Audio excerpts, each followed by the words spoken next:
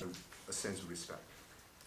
Not only a sense of respect for your friends, for your colleagues, your teachers, but respect for heaven, respect for earth, respect for nature, even respect for the trivial things you do. If you brush your teeth, the spirit of reverence is still there. It is not just a routine act. People, the Buddhists also talk about always being conscious. Now, try to think about this situation. You're always being conscious, so your mind is attached to something out there, and that attachment is never an occasion for you to be obsessed. You're in the world, you communicate, things come and you respond, and you do that in not in the spirit of disinterestedness, but in the spirit of reverence, of impartiality. You always have this sense of reverence. Almost, let me try to use an example. There are some we call sacred moments. If you go to a wedding, you go to a morning ritual, or if you're Christians, you go to the church. Muslims go to the mosque, or you go to a temple, the Buddhists, or the synagogue. The minute you walk into that place, you know it's a sacred place.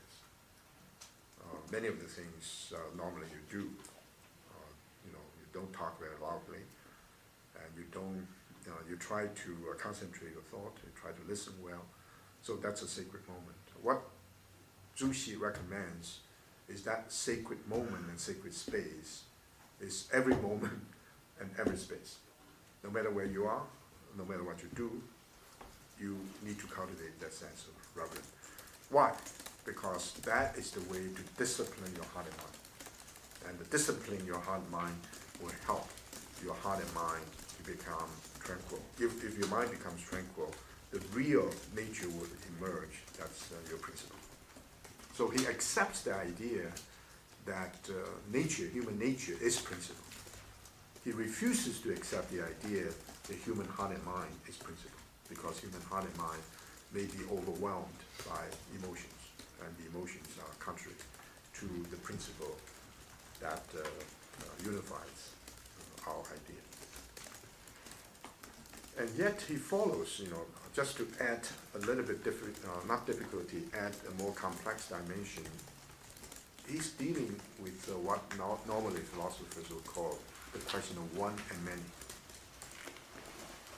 One, all of you are actually involved in this. You're not aware of it. One is a sense of integration. You today and you in the future, or you a few years ago, you, even though you may not even remember what you did, but there's a sense of consistency. That's me. And that sense is oneness. The oneness of principle and the multiplicity of its manifestations. So there's unity. And the unity is not a closed particularism. It's not, the unity, sometimes they use the idea, the unity is not like this room without window. So you can have a very sense of integrated unity, but you become suffocated. You have to have windows. You open up. Once you open up, you encounter with all kinds of things, then the unity is being sacrificed.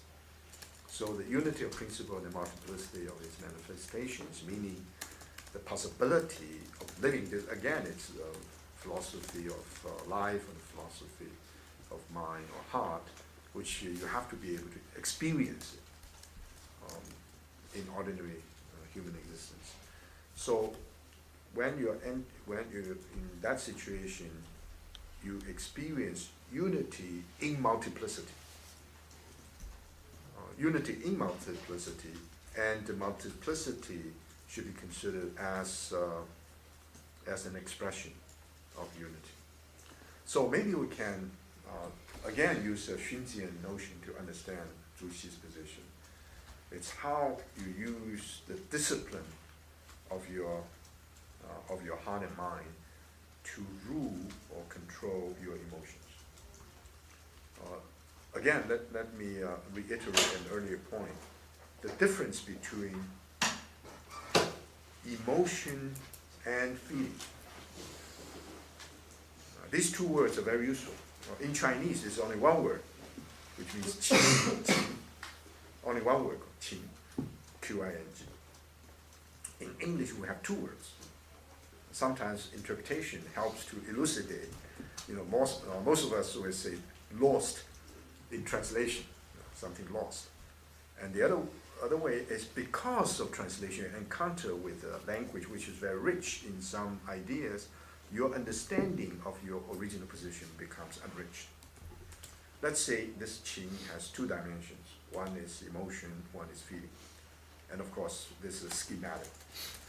I would just define emotions in terms of joy, anger, pleasure, all these so-called feelings that are temporary. They are not necessarily congenial to human flourishing. This is from the Buddhist, or Taoist, or Confucian point of view. You're in a state of high all the time. You're elated. That's not good. You're in most of us are not in a state of high. You are depressed, and that's all right. But if you're depressed the time and time again, the depression sustained beyond you finish your thesis. That's very bad. So this notion about balance is you have a state of mind which varies from time to time to situations. You're very alive, you're dynamic, you're transformative, you're interacting.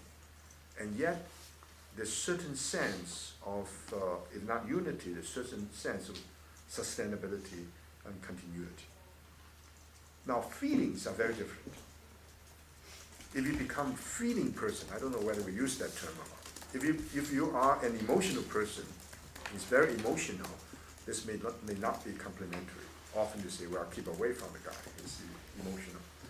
But feeling is someone has feeling, has sympathy, has compassion. The more you have it, the better human being you become. You say, I have too much feeling, I try to restrict my feeling. That's, of course, you can use it. But normally, in this kind of discussion, you're talking about emotions.